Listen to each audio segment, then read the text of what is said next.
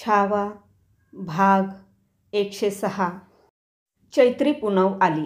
रायगड उतरून आलेले महाराज कमरेच्या केवळ पितांबरानिशी उघड्या पाठीने काळ नदीच्या पात्रात उभे राहिले.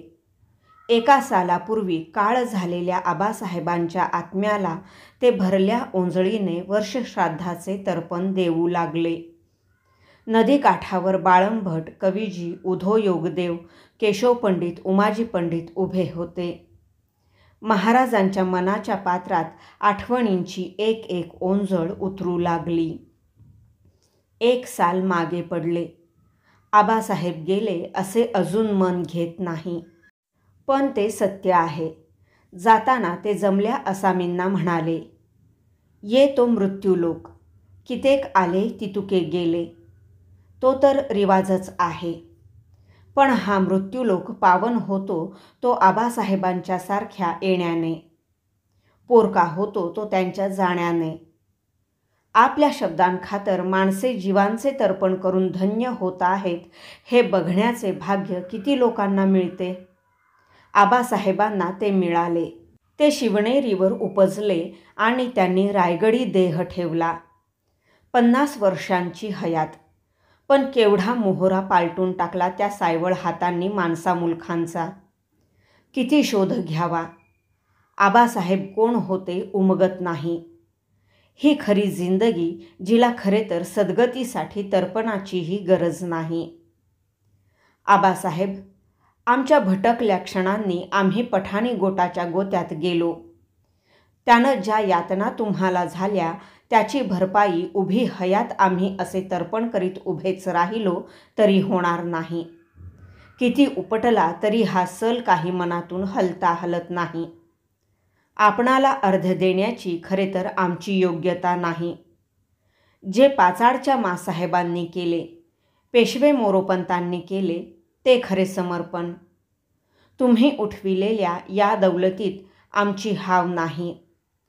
आम्ही हाती राजमुद्रा घेतली आहे ती लागल्या कलंकाला साफ धुवून काढण्यासाठी, अंगी खेळणारे तुमचे रक्तबीज शाबित करण्यासाठी. आमच्या पायात हिम्मत आणि हातात यश भरा. थोर मनी आम्हास आशीर्वाद द्या. जे चुकले माकले आहे ते पदरी घ्या. श्राद्धविधी करून महाराज रायगड चढले. निळोपंतांना वर्दी देऊन त्यांनी सिंहासन सदर भरविण्याची आज्ञा केली. या सदरेला हरजीराजे, श्यामजी नाईक पुंडे, दादाजी व भीमाजी काकडे, जैताजी काटकर यांना मानविडे देऊन पाचारण करण्यात आले. भरल्या सदरेला साक्ष ठेवून महाराजांनी हरजीराजांना म्यानबंद तलवार, अलंकार, वस्त्रे व शिरपेचाचे तबक बहाल केले. त्यांच्या खांद्यावर हात ठेवून नजर त्यांच्या नजरेत विश्वासाने रोवीत महाराज म्हणाले, राजे, आम्ही प्रांत कर्नाटकाची कारभारी एखत्यारी तुम्हा हाती सुपूर्द करतो आहोत. प्रांताला बेंगळूर, जिंजी, होसकोट, कोलार, वेल्लूर, दोड्डबाळापूर, चिक्कबाळापूर असा मुलूख आहे. भोवती मदुरा, म्हैसूर, हुक्केरी, रामनाड अशा नायकांचा प्रदेश आहे. तंजावरी एकोजी काका आहेत. त्यांची जोड घेऊन प्रांत वाढीला लागेल यासाठी कोशिश करा. प्रांत कर्नाटक ही दौलतीची गाठीची फळी आहे. भोवतीच्या नायक राज्यांवर आबजरब ठेवून ती बळकट राखा. तुमच्या दिमतीला श्यामजी, जैताजी आणि काकडे बंधू देत आहोत. तुम्ही आहात म्हणजे आम्हीच कर्नाटकात आहोत असे आम्ही मानतो. प्रसंगी आम्हाला हारकारा द्या. आम्ही जातीनं तुमची कुमक करू. आजच गड उतरा. आई जगदंब तुम्हास यश देणार भली आहे. महाराजांनी प्रेमभराने हरजींना ऊर भेट दिली. हरजींनी छत्रपतींना विश्वास दिला. आम्ही स्वामी कार्यात काडीची कसूर करणार नाही. छत्रपतींनी निर्धास्त असावे.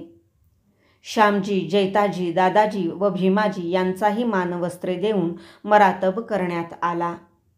हरजीराजांसह महाराज रायगड उतरून पाचाडात आले. 15,000ची दिमत व निवडीची माणसे घेऊन हरजींनी पाचाड सोडले. मराठी राज्याचे कारभारी एखत्यार म्हणून हर्जीराजे महाडिक कर्नाटकाच्या रोखाने चालले. पाचाडच्या वेशी बाहेर पडणाऱ्या हर्जींच्या फौजेकडे बघणाऱ्या महाराजांच्या मनात मुद्रा तरळून गेली ती मेहुणे गणोजीराजांची. एक मेहुणे जोखीम घेऊन दूरवरच्या प्रांतात चालले होते. दुसरे वतनासाठी नाराज होऊन न भेटता बोलता पाठ फिरवून शृंगारपुरी निघून गेले होते. गडावर परतल्या महाराजांना वाकणीस रामचंद्र दत्ताजी आणि कारभारी शिवाजी सुरो पेश आले.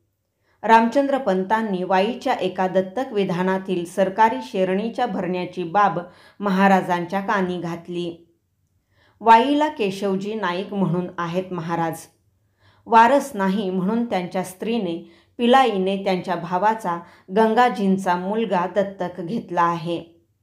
थोरल्या स्वामींच्या संमतीनेच हे दत्तक विधान झालेले आहे. या विधानासाठी केशवजींनी सरकारी शेरणी म्हणून 5,000 होनांचा भरणा दफ्तरी करावा असा कौल थोरल्या स्वामींनी दिला होता. पैकी 2,000 होन केशवजींनी भरणा केले आहेत. बाकी निघणाऱ्या 3,000साठी ते हप्ते जोडून मागत आहेत. केशवजी आसामी कसा? महाराजांनी अंदाज घेत विचारले. माणूस शब्दाला जागणारा आहे. हप्ते दिले तर होन होन पावता करील.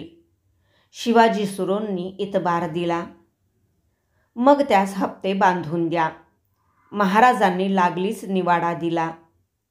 रामचंद्र पंत आणि शिवाजी सुरो समाधानाने मुजरा देत निघून गेले. मुजुमदार आल्यात बाहेर. खिदमतीच्या जोत्याजीने वर्दी दिली. येऊ दे त्यांना. महाराजांना अण्णाजी का यावेत याचा माग आला नाही. आत आलेले अण्णाजी मुजरा देऊन कसल्या तरी विचाराने तसेच उभे राहिले. बोला अण्णाजी, काय आहे? एवढे सडेतोड बोलीचे अण्णाजी तरीही घुटमळलेच. ते बोलायला भांगा शोधत आहेत हे ताडून महाराजांनी त्यांना दिलासा दिला. अण्णाजी, काही खास बाब असली तरी निसंकोच सांगा. जी संगमेश्वराचं देशकुलकर्ण वारसाविना पडून आहे. स्वामींनी आमची कदर करण्याचं मनी घेतलं तर? अण्णाजींना मनोमन महाराजांची धास्त वाटत होती हा प्रस्ताव ठेवताना. छत्रपतींच्या मनात समर्थांचा बोध फिरून गेला. कारभारी हाती धरावे, सुखी करून सोडावे कामाकडे. तुम्ही खातर जमा करून घेतलीत कुलकर्ण वारसाविना आहे याची अण्णाजी? जी. मग आम्ही तुम्हाला संगमेश्वराचं देशकुलकर्ण दिलं मुजुमदार. तुमच्यासारखा कारभारी लाभतो आहे त्या कुलकर्णाला हे संगमेश्वराचं भाग्य आहे अण्णाजी. महाराज प्रसन्न आणि मनमोकळे बोलले. भरून पावलेले अण्णाजी लगबगीने लवले. निरोप घेऊन बाहेर पडले. जासुदाचं नाईक भैरजी आल्यात. पहाऱ्याने खास वर्दी आणली. ती ऐकताना महाराजांच्या मनातले विचारचक्र क्षणभर थांबले. त्यांनी संमती दिली. थोड्याच वेळात बहिर्जी आत आला. अंगच्या मोगली पेहरावाने आणि हनुवटीवर चढविलेल्या नकली कोरीव दाढीने तो चटकन ओळखू येत नव्हता. त्या वेशातच त्याने जोहार दिला. त्याला घेऊन महाराज एका बंदिस्त कोठीत गेले. आग्रा, बऱ्हाणपूर, बागलान असा फटका टाकून ससाण्याच्या डोळ्यांनी आणि चित्त्याच्या कानांनी खबर उचललेला बहिर्जी दबके म्हणाला. धनी, रजपुतांच्या फाट्याची खाशी खबर आहे. बादशहाने आपल्या पोराला हातोहात चकवा दिला. अजमेरच्या तळावर शहजादा अकबर रजपुतांच्या मिळोळ घेऊन बापावर चालून गेला. परने भला नाही. बादशहानं त्याच्याच नावाची बनावट पत्र केली. तू रजपुतासनी घेर टाकून माझ्या सामने आणलास. भली खिदमत केलीस. तू नि म्या मिळून हे रजपूत काटून काढूया. अशा लागीची ती पत्र होती. बादशहाने ती रजपूत सरदारांच्या नेमकी हातात जातील अशी खबरदारी घेतली. तसंच झालं. ती दस्तपत्र वाचून रजपूत बेथारलं. रातोरात अकबराचा तळ टाकून पांगापांग झालं. 60,000 होतं त्या जागेला 20,000 बी हशम टिकला नाही ऐन वक्ताला. हाय खाल्ल्याला अकबर रानोमाळ पळत्योय. बोलवा हाय तो आपल्या मुलकात सरकावा. बहिर्जीचा शब्द न शब्द ध्यान देऊन ऐकलेले महाराज विचारात गेले. त्यांनी महत्त्वाचा प्रश्न बहिर्जीला घातला. बादशहाची चाल काय आहे नाईक पुढं? तिकडं मोगलाईत हवा हाय तो दख्खणेत उतरणार म्हणून. बऱ्हाणपूर औरंगाबादेत जोराची तयारी हाय त्याच्या येण्याची. महाराजांची चिंताक्रांत नजर बहिर्जीच्या कोरीव दाढीभर फिरली. ठीक आहे नाईक, तुम्ही 4 दिवस विसावा घेऊन निघा. निवडीचा तेवढा खबरगीर बऱ्हाणपूर औरंगाबादेत पेरा. जे मिळेल ते टाकोटाक आम्हास पावते करीत चला. बाप भावानंतर आता मुलाच्या पाठीशी लागलेल्या औरंगजेबाचा विचार करीतच महाराज कोठी बाहेर पडले. चांगोजीला बोलावून त्यांनी एक आज्ञा केली. तिचा हेतू होता आता गड सर्व बाबींनी निर्मळ नांदता राहावा. चांगोजी, माँसाहेबांच्या थोरल्या महालावरील चौकी पहारे आता काढून घ्या. महाल खुला ठेवा. महाराजांच्या ध्यानीमनीही नव्हते की या आज्ञेतून केवढे रामायण पुढे उभे राहणार आहे. नर्मदेच्या उत्तरेस महेश्वरला आलेल्या औरंगपुत्र अकबराने महाराजांना लिहिलेल्या फारशी पत्राचा मराठी तर्जुमा प्रल्हाद निराजींनी कविकुलेशांच्या मदतीने सिद्ध केला. त्यांच्यासह प्रल्हाद पंत महाराजांच्या भेटीस आले. शहजाद्यांकडून आल्या पत्राचा तर्जुमा तयार झाला आहे महाराज. प्रल्हाद पंतांनी हातची तर्जुमावळी पुढेशी केली. वाचा प्रल्हाद पंत, शहजादा अकबराचा मनसुबा. महाराजांनी त्यांना फरमावले. प्रल्हाद निराजी तर्जुमा वाचू लागले.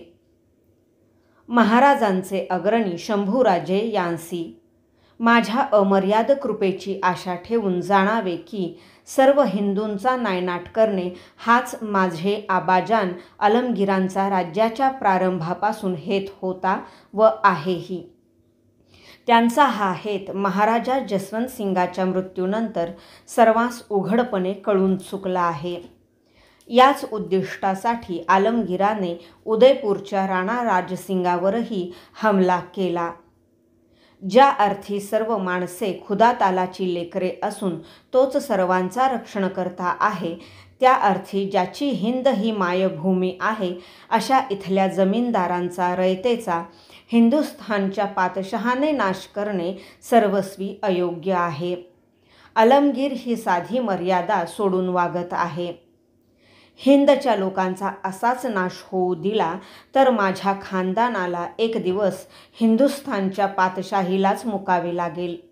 मी माझे खाजगी चाकर घेऊन आलमगीरावर खपा होऊन शहजहानाबाद, लाहोर, एलगड, बागलान असा प्रवास करून भैसवाडजवळ नर्मदा ओलांडून आलो आहे. रजपूत सरदार दुर्गादास राठोड माझ्याबरोबरच आहेत. देवाच्या कृपेने जेव्हा दिल्लीचे तख्त माझ्या हाती येईल तेव्हा मी नामधारी बादशहा असेन. सर्व राज्य तुमचेच होईल. तुमच्या व माझ्याबाबत आलमगीराच्या मनात असलेल्या शत्रुत्वाचा पूर्ण विचार करून आपण दोघांनी एकच ध्येय गाठण्यासाठी जुटीने यत्न करण्याचा निश्चय करूया. जग कधीच एकाच परिस्थितीत राहत नाही. कमावलेले नाव आणि सत्कार्य मात्र चिरकाल टिकते. योद्ध्यापासून एवढीच काय ती उमेद असते. तुमचे शौर्य व जबर धडाडी यांचा विचार करून मी तुमच्या राज्यात प्रवेश करण्याचे ठरविले आहे. अधिक लिहावे असे नाही. शहाण्याला फक्त इशाराही पुरेसा असतो. प्रत्यक्ष पुत्राने रेखलेले ते आपल्या बापाचे बादशहाचे चित्र मोठे बोलके होते. ते ऐकून महाराज विचारमग्न झाले. एकेकाळी ते स्वतः विजापूर दरबाराच्या मसूद खानाला सोनेरी कट्यारीसारखे वाटले होते. आज त्यांना आपल्या राज्यात येणारा शहजादा अकबर तसाच वाटू लागला. तो औरंगपुत्र होता. साधा देवडीवाला सुद्धा चिलमीवर ठेवायचा इंगळ हाताला चटके बसणार नाहीत असा घोळवीत उचलतो. हा तर शाही निखारा होता. त्याला उपेक्षून चालणार नव्हते. तसेच त्याला अवाजवी महत्त्वही देऊन उपयोगी नव्हते. अकबर आपली मार खाल्लेली किस्मत आणि पळती पावले घेऊन येत होता. कवीजी, तुमचा काय सल्ला आहे या शहजाद्याबाबत? बादशाह का पुत्र है अकबर, जितना हो उसका लाभ उठाना चाहिए स्वामी, कुलेशांनी मसलत दिली. चुकता आहात कवीजी. काव्यात यतिभंगासाठी येणाऱ्या अडगर मात्रेसारखा आहे हा शहजादा. आम्ही त्याला अधिक महत्त्व देणार नाही. तो जेवढा फायद्याचा ठरण्याची शक्यता आहे तेवढाच नुकसानीत घालणारा ठरू शकतो. त्याचा पुरा अंदाज पडेपर्यंत त्याच्या या पत्राला दाद देऊ नका प्रल्हादपंत. त्याच्या वाटेवर चलाख जासूद पेरा. महाराजांनी निर्णय घेतला. मुंबईच्या टोपीकर दरबारातून आलेल्या आवजींसह निळोपंत महाराजांच्या भेटीसाठी आले. आवजींनी गोऱ्या दरबाराने महाराजांना दिलेला 150 रुपये किमतीचा नजराणा पेश केला. त्याला हात देऊन महाराजांनी आवजींकडून हेजिबीचा तपशील घेत विचारले, टोपीकर हबशाला राखून आहेत की त्याला फटकारतात? आम्ही गेल्यापासून 1 महिन्यातच साहेबाने आपले ग्यारी व थारवीन हे वकील जंजिऱ्यावर हबशांशी बोलणी करायला पाठविले. नागोठाणे आपटे पेण भागात चालणारी हबशांची लूटमार थांबली पाहिजे, नाहीतर मुंबई बंदर त्यांना मना होईल अशी जरब गोऱ्यांनी सिद्ध्याला भरली आहे. टोपीकर हबशांशी काटेकोर वागत आहेत. आम्ही महाराजांचा निरोप गोऱ्या साहेबाच्या कानी घातला. त्यामुळं इंग्रजांनी हबशांना धारेवर धरलं आहे. आता हबशी कुठं आहे? समाधानी चर्येने महाराजांनी विचारले. गलबती तांड्यासह तो सुरत बंदराकडे गेला आहे. आवजींनी मुंबईत राहून सिद्ध्याच्या हालचालीवर बारीक लक्ष ठेवले होते. ठीक आहे म्हणत महाराज बैठकीवरून उठू लागले. बरेच दिवस मनात घोळत असलेला एक विषय कुलेशांनी चालता केला. महाराज का अभिषेक समारोह हुआ, लेकिन युवराज्याभिषेक पुत्र के कारण रह गया, इसलिए. काय मनी आहे तुमच्या छंदोगामात्य? महाराजांना त्यांना काय सुचवायचे आहे ते कळले नाही. एक पुत्र कामेष्टी यज्ञ संपन्न किया जाए तो. कवीजींनी जिव्हाळ्याच्या विषयाला तोंड फोडले. महाराजांनी हसत त्याला दाद दिली. तुम्ही खरेच छंदोगामात्य शोभता कविराज. जीवन हेही अनेक छंदांनी आकार घेणारे एक काव्यच आहे. यज्ञ हा त्याचाच भाग असेल तर तो तरी का बाजूला ठेवावा? कारभाऱ्याच्या मदतीने तुम्ही त्याची तयारी करा. छत्रपतींनी बैठक सोडली. कविराज, चला जरा मावळ माचीवरून मासाहेबांच्या सदरेचं दर्शन घेऊन येऊ. जाता जाता त्यांनी कुलेशांना फरमावले. कवीजी, जोत्याजी यांच्यासह महाराज मावळ माचीकडे चालले. महाराजांनी पाठीमागून येणाऱ्या कवी कुलेशांचे एका बाबीकडे ध्यान वेधले. छंदोगामात्य, आम्ही तुम्हाला कवीजी म्हणतो तसे आमच्या मावळ माणसांना जमत नाही. ते तुम्हाला कबजी म्हणतात. कुलेश म्हणायला अवघड पडतं म्हणून कलुषा म्हणतात. तुम्ही नाराज तर नाही यावर? हे सांगताना छत्रपतींना आपला उल्लेख मोगल, आदिल, कुतुबशाही व टोपीकर, फिरंगी दरबारात संभा असा केला जातो हेही आठवले. हम नाराज नहीं स्वामी, कवी कुलेश हसत उत्तरले. माचीवरून पाचाडच्या सदरेचे दर्शन घेणाऱ्या महाराजांच्या मनात एकच शब्द घंटानादासारखा घुमत होता. पुत्र कामेष्टी यज्ञ. 2 पुत्र कैदेत असताना हा यज्ञ करायचा. आम्ही या कवींना म्हणालो, जीवन हे काव्य आहे, पण ते साधं काव्य नसून एक खंडकाव्य असतं. ओठांवर हसू वागवीत अंतरंगातील अग्निखाया कुणाच्याही दृष्टीस पडणार नाहीत याची खबरदारी घेतच ते वाचावं, अनुभवावं लागतं. भाग 106 समाप्त.